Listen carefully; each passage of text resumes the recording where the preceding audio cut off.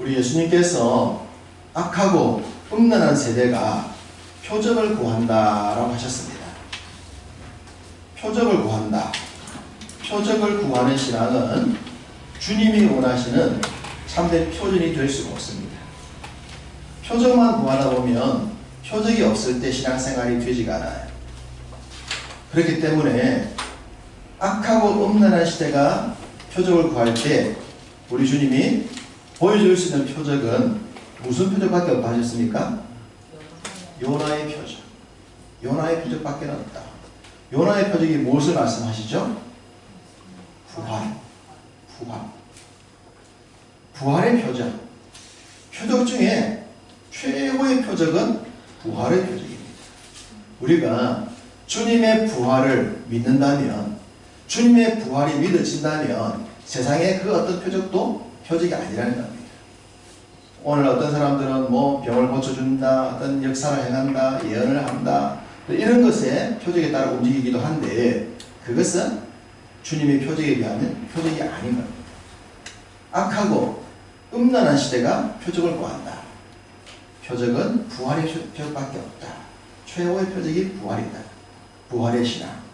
죽어도 다시 산다는 이 확신 있는 신앙이 최고의 신앙인 줄 믿습니다. 아멘. 우리 주님이 이런 표적을 많이 행하셨어요. 여러 장소에서 다양한 표적들을 행하셨는데 그 모든 것이 다 성경에 기록된 건 아니죠. 어쨌든 주님이 많은 표적을 행하셨는데 그 많은 표적을 행했지만 회개하지 않았다라고 말하는 두 개의 도시가 있습니다. 어느 도시일까요? 네, 소돔과 고모라도 마찬가지입니다. 그런데 오늘 설교와 관계가 있습니다. 고라신과 벳세다예요.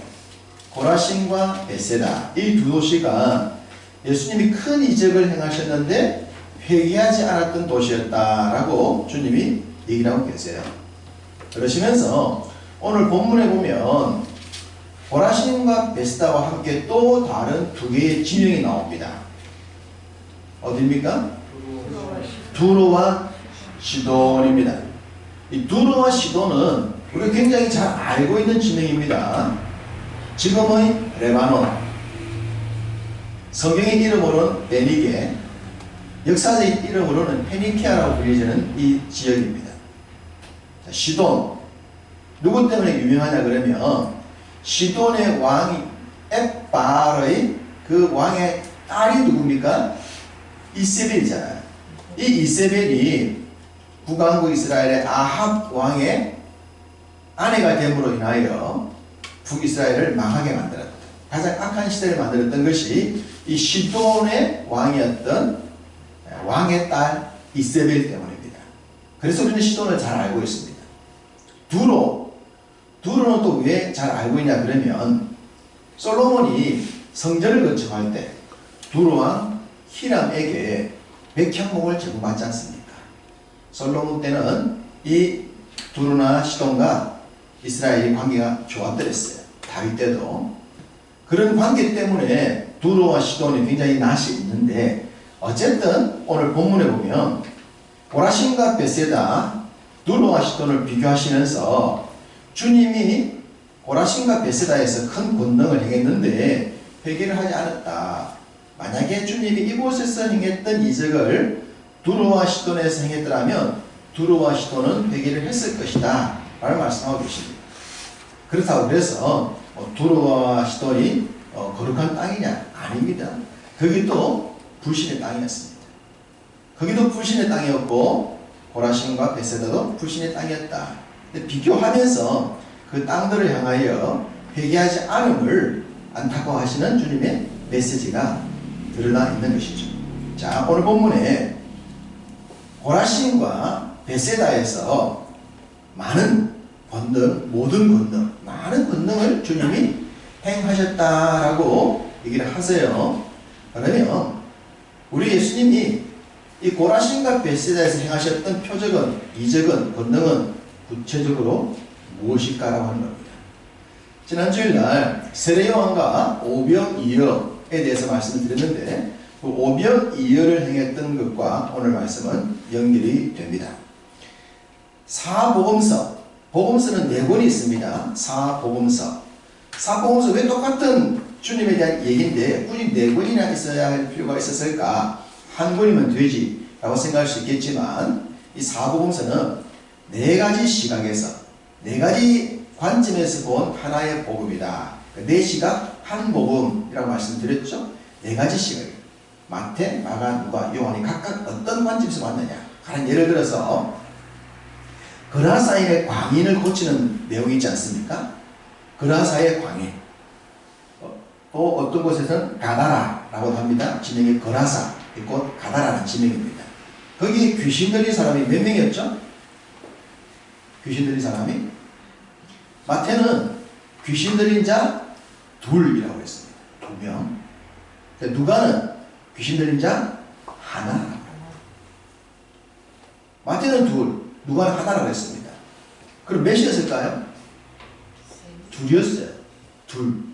둘이었는데 그 둘 중에 어느 하나가 더 강한 귀신이었던 겁니다.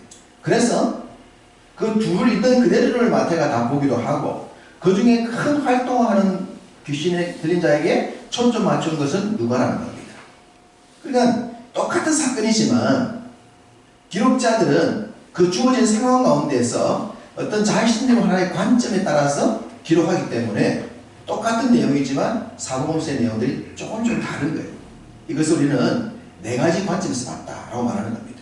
가령 어떤 사람이 옷을 입고 왔는데 저를 말할 때 오늘 목사님 넥타이 좋더라. 어떤 분은 목사님 넥타이 핀 괜찮던데 목사님 스타일 좋아. 보는 관점이 다르잖아요. 여러분이 보는 관점이 다르듯이 복음서도 주님의 기록을 다른 관점에서 봤다라고 보시면 됩니다. 자, 오병이어도 마찬가지입니다. 오병이어도 신약 성경에 우리 예수님이 행하신 많은 기적들이 있고 이적들이 있고 표적들이 있는데 여러분은 신약 복음에서 최고의 이적을 뽑으라라고 한다면 어떤 걸 뽑으시겠습니까? 이것도 사람마다 다 다르겠죠. 다 달라요. 다 다른데 많은 분들에게 물어보면 오병 이야기를 많이 합니다. 오병이어는 내용 자체에 담고 있는 의미가 굉장히 커요. 생명의 떡이신 주님에 대한 얘기를 하고 있기 때문에 그 의미가 크고 중요합니다. 그 중요한 것을 정리를 하듯이 사복음서에는 이 오병이어가 다 기록이 되어져 있습니다. 우리 예수님의 이적을 사복음서가 다 기록한 것은 어쩌면 이게 유일하다 할 정도예요. 얼마나 중요했으면 4명의 제자가 이걸 다 기록했겠냐는 겁니다. 굉장히 유명한 기록이 오병이어입니다. 오병이어가 기록되어 있는 복음서 한 권을 보면서 그 내용성의 공통점을 한번 찾아보겠습니다. 자, 마태복음입니다. 마태복음 14장을 보시겠습니다. 마태복음 14장, 오늘은 사복음서를 다 보게 됩니다. 13절, 마태복음 14장 13절 함께 읽습니다. 예수께서 들으시고 배를 타고 떠나사 따로 빈 들에 가시니 무리가 듣고 여러 곳로부터 걸어서 따라간지라 라고 했습니다. 자, 여기에 따로 빈 들에 가시니 빈 들로 가셨죠? 이 빈 들이 오병이어를 행했던 장소입니다. 지명은 나오지 않지만 빈들이었다. 비어있는 들이에요. 많은 사람이 모일 수 있는 비어있는 빈들이 오병이어를 행했던 장소입니다. 두 번째 마가복음을 보시죠. 마가복음 6장입니다. 마가복음 6장 32절. 마가복음 6장 32절 읽으십니다. 이에 배를 타고 따로 한적한 곳에 갈새. 따로 한적한 곳, 이곳이 오병이어를 행했던 곳이에요. 한적하다, 어떤 것이 건물이라든지 뭐 어떤 시설이 없는 빈들에 한적한, 그래서 많은 사람들이 모일 수 있는 그런 장소적 환경이 된다고 하는 것을 마태나 마가가 보여주고 있습니다. 그러니까 잘 알듯이 기록된 대로 장정만, 남자만 5,000명의 여자나 아이들까지 포함시킨다면 적어도 뭐 2만 명은 될 것이다라고 이렇게 추정을 하지 않습니까? 그렇게 모일 수 있는 빈들 한적한 곳이 오병이어를 행했던 곳입니다. 자, 그리고 오늘 본문이 누가복음 말씀인데 9장입니다. 누가복음 9장. 누가복음 9장 10절 말씀. 누가복음 9장 10절 말씀 읽습니다. 사도들이 돌아와 자기들이 행한 모든 것을 예수께 여쭈니 데리시고 따로 베세다라는 고을을 떠나 가셨으나. 자, 진행일이 뭡니까? 베세다. 고라신과 베세다야. 베세다. 오병이어를 행했던 장소가 베세다라고 하는 것은 누가만 밝히고 있습니다. 정확한 진행은 베세다. 여기서 오병이어의 기적이 일어납니다. 고라신과 베세다야. 내가 여기서 큰 권능, 많은 권능을 행했다. 그 권능 중에 최고의 권능이 어떤 권능이다? 오병이어다. 이곳에서. 그러니까 오병이어를 경험했으면 얼마든지 주님을 믿을만 하고 거듭날 수 있다.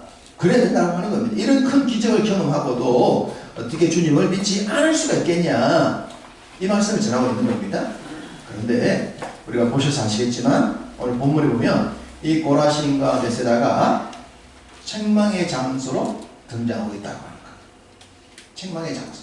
회개하지 않는 땅. 참신함으로 거듭나지 않는 장소.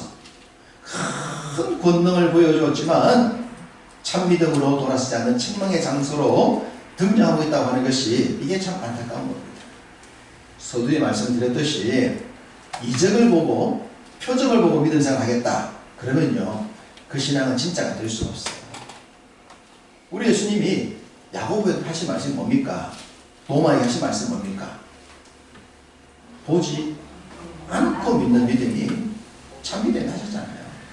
보지 않고 표적을 보지 않아도. 왜?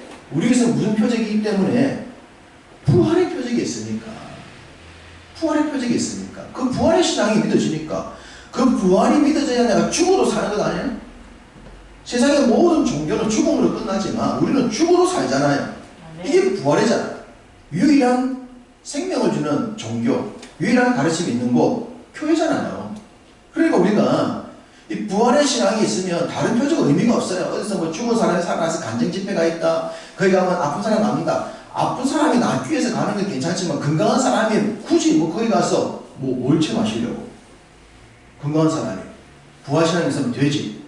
그런 표적 따라서 왔다 갔다 하는 것은 참신앙이 될 수 없어요. 오늘 말씀처럼 고라신과 베세다야 너희가 그렇게 큰 기적을 봤으면서 회개하지 않는다. 표적 보고는 아니다.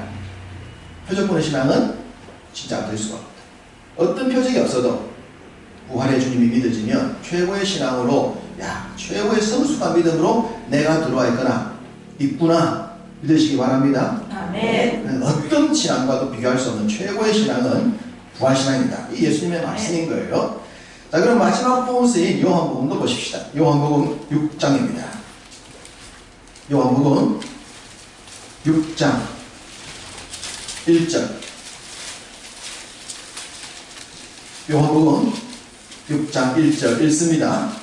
그 후에 예수께서 디베랴의 갈릴리 바다 건너편으로 가시네. 자, 여기서는 장소가 디베리아의 갈릴리 바다 건너편이 베세다입니다. 누가만 베세다라고 그랬고 마태, 마가, 요한은 지명이나 어떤 상황을 설명해놨어요. 똑같은 기록이지만 네 가지 관점에서 다 다르게 기록했다라고 하는 겁니다. 그런데 이 요한복음은 요한이 오병이어에 대한 기록을 하면서 좀 다른 마태, 마가, 누가복음과는 좀 다른 내용을 기록을 하고 있습니다. 자, 누가복음 6장 5절입니다. 5절 읽어볼까요? 예수께서 눈을 들어 큰 무리가 자기에게로 오는 것을 보시고 빌립에게 이르시되 우리가 어디서 떡을 사서 이 사람들을 먹이겠느냐 하시니. 자, 질문을 하십니다. 누구한테? 빌립에게 질문을 하셨어요. 퀴즈를 냅니다.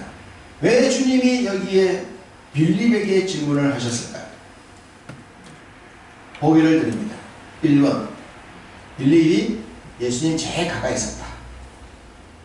2번, 빌립이 딴짓을 하고 있어서 예수님이 집중을 시키기 위해서 빌립아 라고 물었다. 3번, 그냥 우연히 집힌 거다. 있다 보니까 빌립아 너 얘기해봐 하셨을 거다. 4번째, 우리가 잘 모르지만 특별한 의미가 있을 거다. 자, 몇 분일까요? 가장 가까이 있었다, 딴짓하고 있었다, 우연히 집었다, 잘 모르지만 무슨 뜻이 있을 것 같아. 몇 번? 1번. 1번, 우연히 가까이. 네. 있는데 바로 옆에 있었다. 빌립아. 네, 1번. 이거 성경에 없는 얘기입니다. 정답이 없어요. 마음대로 대답하면 돼요. 자, 1번 나왔습니다. 또 다른 분은요? 4번. 네, 4번. 뭔가 잘 모르지만 빌립에게 모르는 뭔가 뜻이 있을 것 같아. 4번. 또요? 다른 분은 생각이 있을 거 아닙니까? 얘기를 한번 보십시오. 몇 번? 정답 맞추라는 거 아닌데 왜 이렇게 다 대답을 못하세요? 답도 없는 거 말하는 마음대로 말할 수 있지. 몇 번? 최순희 사님 몇 번? 4번. 4번? 4번. 4번 두 표 나왔습니다. 또요? 다혜자매 몇 번? 4번. 유진자매 1번. 1번과 4번이 뭐라고 했습니다. 1번과 4번. 2번과 4번 없어요? 1번과 4번. 4번이 좀 많아 보입니다. 자, 요한복음 1장 44절을 잠시 보고 오겠습니다. 요한복음 1장 44절 이거 봅니다. 빌립은 안드레와 베드로와 한 동네 베세다의 사람이다. 어디 사람이다? 베세다 사람이다. 자, 예수님이 왜 빌립에게 물었을 것 같습니까? 그 동네 출신 아닙니까? 이 동네 출신. 그러니까 특별한 의미가 좀 있은 것 같죠?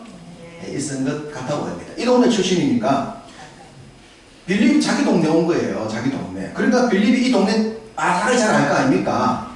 그러니까 야 빌립아 지금 사람들이 이렇게 많이 모이는데 이거 어떻게 하면 좋겠니? 라고 빌립에게 물은 거예요. 그 동네 그 마을 출신이니까. 자, 빌립은 뭐라고 대답합니까? 주님의 그 질문에 뭐라고 대답했죠?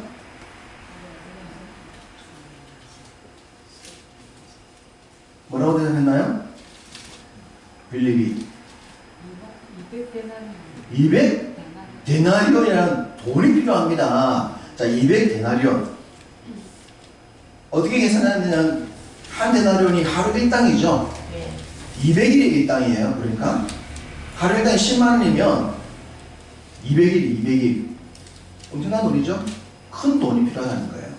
돈이 필요합니다 라고 대답했습니다. 주님이 그 대답을 기뻐하셨습니까? 안 기뻐하셨습니까? 안 기뻐하셨죠. 돈으로 해결된 문제가 아니었기 때문에 주님이 질문을 한 의도를 빌립은 파악을 못한 거예요.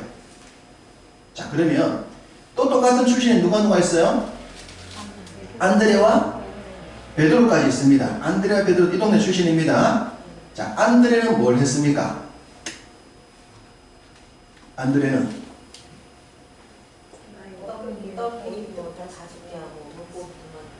네, 안드레가 어린아이의 한 끼 점심에 나온 오병이어를 가져왔잖아요. 안드레가 이 동네 출신이었던 빌립은 200 얘기했는데 안드레는 아이가 가지고 있는 점심을 주님에게 주님 이게 뭐 도움 되겠습니까? 라고 안드레가 가져왔다고 하는 거예요. 그리고 기적은 어디서 시작됩니까? 안드레가 가져왔던 그 오병이어에서 시작되잖아요. 베드로는 물을 필요 없죠? 이미 안드레한테서 답이 나왔기 때문입니다. 이적이 어떻게 일어납니까? 빌립은 현실론을 얘기했어요. 어떤 상황이 이렇게 다를 때 에이 우리 지금 현실로 볼 때 이렇게 돈이 필요하고 뭐 그러면 그만큼 돈이 있으면 또 그 시대에 그 많은 사람을 먹일 수 있는 식당이나 음식을 살 곳이 있겠습니까? 돈이 있다 한들 돈이 있다 한들 음식을 살 곳도 없어요. 그러면 빌립이 지금 200데나리온이라든지 뭐 어디 살고 이런 게 답이 된단 말입니까? 안 된단 말입니까? 아무 의미가 없어요. 지금 주님이 물으시는데 빌립의 대답은 돈이나 어떤 사고 할 수 있는 아무런 해결될 수 없는 의미 없는 얘기입니다. 믿음 생활에 있어서 빌립과 같은 이런 사고는 도움이 안 된다고 하는 거예요. 현실론, 현실적 문제만 보는 사람, 현실적 외에 그 어떤 신앙적인 것들을 더할 수 없는 그 신앙으로는 주님의 질문에 어떤 변화를 만들 수가 없다. 그러면 오병이어가 답이 됩니까? 오병이어도 마찬가지예요. 마찬가지지만 이것이 주님께로 넘어갔을 때 하나님이 그것으로 역사하신다는 것은 빌립과 차이가 난다. 주님은 우리가 주님께 드려지기를 원해요. 우리는 자꾸만 막 계산을 하지만 하나님은 나는 계산하지 마. 난 너를 원한다니까. 너는 왜 자꾸만 내가 하나님께 뭘 드릴 수 있습니까? 이걸 계산하고 있니? 뭐 교회 다니면 헌금도 좀 해야 되고 뭐 봉사도 해야 되고 왜 자꾸 그걸 계산하냐면 주님은 너를 원한단 말이야. 난 너를 원한다니까. 너의 부족하고 너의 약한 그걸 내가 원한다니까. 너의 그 약하고 부족한 그걸 가지고 네가 나에게 맡길 때 내가 그걸 가지고 일하겠다는 거 아닙니까? 그 어린아이의 점심을 가지고 수많은 사람을 모일 거라고 상상할 수 있는 게 아니죠. 안드레가 믿고 가져온 거 아니란 말입니다. 아니지만 가지고 왔을 때 주님이 그걸 쓰셨다는 사실.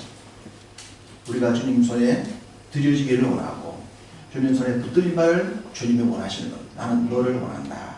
있는 그대로 원한다. 어떤 계산하지 말아라. 여러분 우리 뭐 있어야 주님을 기쁘게 하는 건 아닙니다. 주님은 여러분 있는 그대로를 하나님 원하십니다. 그것이 이 빌립과 안드레의 차이가 아닌가. 주님의 질문에서 그런 느낌을 받습니다. 자, 오병이어가 어디서 이루어졌다고요? 베세다. 고라신과 베세다야 했던 그 베세다입니다. 그런데 성경을 읽다 보면 이 구절 때문에 또 조금 헷갈릴 수가 있어요. 자, 마가복음 6장 한 구절을 봅니다. 마가복음 6장. 마가복음 6장 45절. 마가복음 6장 45절 읽습니다. 예수께서 즉시 제자들을 재촉하사 자기가 무리를 보내는 동안에 배 타고 앞서 건너편 벳세다로 가게 하시고.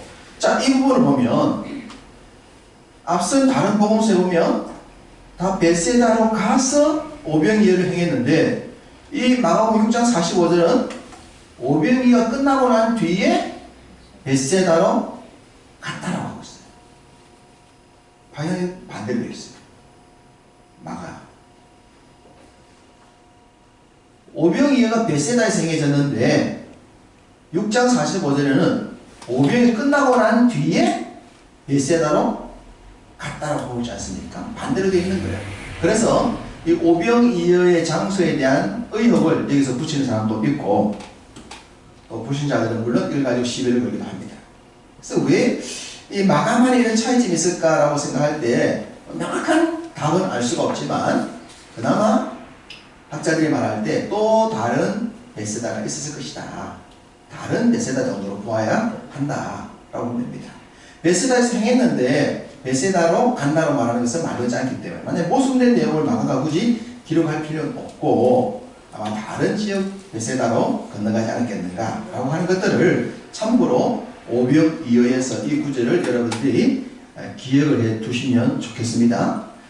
성경을 보시다가 이런 구절을 개인적으로 일단 찾아내면 참 다행인데 성경을 그렇게 꼼꼼히 잘 안 보시잖아요. 그렇기 때문에 이런 시간에 여러분 성경에다 꼭 표시를 해주시면 좋겠습니다. 말씀드렸듯이 오병이어는 사복음서에 다 기록되어 있어요. 장으로 따지면 14장, 6장, 9장, 6장이에요. 마태, 마가, 누가, 요한은 14장, 6장, 9장, 6장 14696입니다. 14696 적어놓으면 돼요. 14696 14장, 6장, 9장, 6장 14696 그 14696 가운데 마가복음 하나에 있어서만 특별히 6장 45절에 장소의 방향이 반대로 되어 있다고 하는 이유를 성경에다가 체크를 해두시면 혹시라도 누가 질문을 하면 야 그거 무엇이다 성경을 믿지 않는 사람들이 질문하더라도 답을 할 수가 있겠죠. 알아두시면 됩니다. 하나님이 오병이어를 이 고라신과 베스다에서 행하셨고 이적들 행하셨어요. 근데 고라신에서는 어떤 이적을 행하셨는가? 성경의 기록이 많지 않습니다. 그지는 없습니다. 없기 때문에 분명 행하셨겠지만 어떤 내용인지 알 수가 없어요. 성경 없으니 행하신 건 맞겠죠. 주님이 직접 말씀하셨으니까. 그렇게 말씀하셨지만 내용은 없다. 자, 그러면 오늘 말씀 이 고라신과 베세다야 너희가 내가 그렇게 큰 권능을 행해도 회개하지 않는구나 라고 하시는 주님의 이 말씀이 책망일까? 책망일까요? 아닐까요? 책망은 보이죠? 책망으로. 그런데 이게 무슨 책망이라는 겁니다. 이게 내가 너희들을 변화시키고 싶은데 왜 그렇게 안 변하는 거니? 주님의 애정이 듬뿍 담긴 그 책망으로 보입니다. 야단치고 뭐라 하고 막 그냥 신경을 내고 끝내는 것이 아니라 돌이키고 싶어서 변화시키고 싶어서 바르게 세우고 싶어서 주님이 애정을 가지고 이 고라신과 베세다 고라신과 베세다야 돌았으면 좋겠다 라고 하는 주님의 그 애절한 사랑이 담긴 말씀으로 보여집니다. 저는 이 구절을 읽으면서 하나님 아버지의 마음이 읽혀졌어요. 여전히 회개하지 않지만 회개하기를 바라는 그 아버지의 마음, 부모님의 마음, 하나님의 애정, 탄식하면서 아파하시는 그 하나님의 마음이 이 구절 속에 깊이 담겨져 있는 것이 느껴집니다. 자, 여러분 어떻습니까? 하나님의 아픈 마음으로 이 관점을 보시면 주님이 회개하지 않는 이 고라신과 베세다를 책망하시는 것이 아니라 돌아오기를 바라는 탕자를 기다리고 있는 아버지의 마음처럼 애절한 마음으로 이 고라신과 베세다를 향하여 호소하고 있다는 것이 느끼지 않습니까? 그 관점에서 보신다면 여기서 아버지의 마음을 보실 수 있으리라 생각합니다. 우리가 살아가면서 포기할 수 없는 가장 소중한 건 뭡니까? 우리에겐 자녀입니다. 사랑하는 사람입니다. 재물과 비교할 수 없는 자녀와 사랑하는 사람만큼 큰 게 어디 있겠습니까? 뉴스에 보면 어떤 사람들은 자녀와 부모가 배신을 하기도 하고 그렇게 극단적인 행동을 하는 경우도 나옵니다만 그것은 정상이 아니죠. 정상적인 사람이라면 자녀가 가장 소중하고 생명, 사랑하는 생명이 가장 소중한 거예요. 야곱이 요셉을 너무너무 사랑했지 않습니까? 그러다가 요셉을 빼앗겼죠. 그리고 7년의 흉년이 들어서 곡식을 구하러 가는데 두 번째 곡식을 구하러 갈 때 요셉의 동생이었던 베냐민을 보내야 하지 않습니까? 보내지 않으면 곡식을 구해올 수가 없으니까 그 베냐민을 보내면서 야곱이 했던 말이 뭡니까? 내가 자식을 잃게 되면 이를 이루다. 내가 내 자식을 잃게 되면 이를 이루다. 그러면서 베냐민을 보냅니다. 에스더가 전 유대인들의 목숨이 위험에 달렸을 때에 기도하러 들어가면서 뭐라고 그럽니까? 내가 죽으면 죽으리로다. 여러분 이 구절에서 야곱이 내가 자식을 잃으면 잃으리로다. 자식을 잃겠다는 겁니까? 잃고 싶다는 겁니까? 아니면 진짜 살리고 싶다는 겁니까? 진짜 살리고 싶다는 거죠. 자식을 포기한다는 거 아니지 않습니까? 에스더가 죽으면 죽으리로다. 이거 죽고 싶다는 겁니까? 살고 싶다는 거 아닙니까? 근데 살고 싶어서 살리고 싶어서 그래서 이 목숨을 걸고 기도하겠다는 그건 아닙니까? 하나님이 살리고 싶으신 거예요. 우리가 우리의 자녀를 사랑하고 우리의 사랑하는 사람을 사랑하는 것보다 우리 하나님 훨씬 더 사랑하시는 거예요.